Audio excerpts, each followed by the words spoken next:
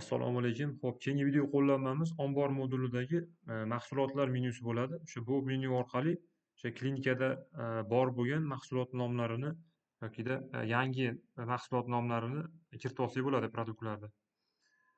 Hop, buning uchun o'sha tepada mahsulot qo'shish bor. Bu o'zi nimaga kerak? Masalan, davolashlar davomida qanaqadir preparat yokida mahsulot produktdan foydalanish mumkin. Shuni nomini kiritib qo'yadigan bo'lsa, ya'ni prixod qilib qanaqadir qoldiq miqdor bo'ladigan bo'lsa, davolashlar mobaynida shundan foydalanishimiz mumkin. Buning uchun o'sha mahsulotlar menyusiga kirganda mahsulot qo'shish uchun tepada mana plus mahsulot qo'shish degan battan bor. Shuni bosish orqali o'zimizga kerakli bo'lgan preparat yoki produkt nomini kiritib olishimiz mumkin. Bosadigan bo'lsam, kerakli input maydonchalari chiqadi, shularni to'ldirish orqali qo'shib olamiz. Hop, masalan, deylik, mana shpris kiritib olamiz. Bu misol uchun narxi bo'lishi mumkin 5000, minimal miqdori 20 ta. Bu minimal miqdori nima degani? Masalan, o'sha mahsulotdan qo'shib oldik, qoldig'i 0 ta turadi. Ya'niki bitta hujjat degan menyu bor. Hujjat orqali o'sha mahsulotdan prixod qilganmiz. Masalan, 100 ta prixod qildik. Shu 100 tadan davolashlar davomida ishlatildi.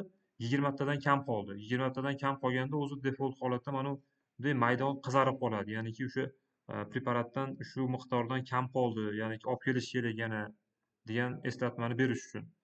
Maksimal miqdor masalan bo'lishi mumkin 100 yoki 200 kiritib qo'yaveramiz. Shu holatda yashil holat bo'lib turadi, ya'ni maksimal miqdorda. Hop, brendini undan oldingi qo'llanmada ko'rib o'tdik. Brendni qo'shdik, masalan bo'lishi mumkin. Shuni brendini tanlab qo'yamiz. Bu shpris qaysi brendga tegishli? Bo'lishi mumkin. Masalan, Dental degan brendga tegishli. Endi kategoriya nomini ham ko'rib o'tdik undan oldingi qo'llanmada. Shpris degan kategoriyani tanlab qo'yamiz. Ya'niki bu qanaqadir shprisni nomi, umumiy kategoriyasi shpris. Boshqa mahsulot ham bo'lishi mumkin, kategoriyasi boshqacharoq ham bo'lishi mumkin. Hop, o'lchov birligi sifatida shtuk kiritib qo'yamiz. Masalan, shprisniki dona bo'lsa, masalan shtuk yoki dona bo'lishi mumkin, yoki boshqacha o'lchov birligi bo'lsa, shuni tanlab qo'yamiz. Masalan, shprisniki shtuk bo'lgani uchun shtukni kiritib qo'yamiz, ya'ni dona bu. Qo'shishni bosamiz. Mana ko'radigan bo'lsak, mana dumaloq shpris, narxi 25000, kategoriya nomi shpris, o'lchov birligi shtuk, ya'ni dona, brend, qoldiq miqdori hozir 0 turibdi. Sababi undan hali prixod bo'lgani yo'q. Prixodni mana tepadagi hujjatlar bo'limi orqali, menyusi orqali ko'rib o'tamiz keyingi video qo'llanmada. Ya'ni prixod bo'lganda o'zi avtomatik qoldiq miqdori qancha prixod bo'lgan bo'lsa, shuncha bo'lib qoladi. Ya'ni davolashlarda ishlatilgan bo'lsa, ishlatilgan sari qoldiq miqdori kamayib boradi.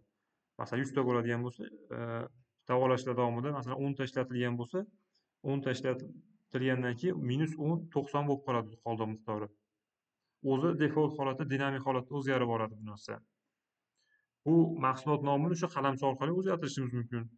Masalan, qanaqadir joyini o'zgartirishga ehtiyoj sezilsa, brend nomimi yoki kategoriyasini o'zgartirgandan keyin saqlashni bosamiz, ma'lumotimiz o'zgarib qoladi. Xuddi shu tarzda o'zimizga kerakli bo'lgan mahsulotlarni qo'shib chiqamiz va o'zgartirishimiz mumkin. Endi uni prixod qilishda keyingi hujjatlar menyusi orqali ko'rib o'tamiz. Bunda ham o'sha qidirish oynasi amali bor. Kerakli mahsulotni nomi orqali qidirib olishimiz mumkin. Narsa ishlaydi.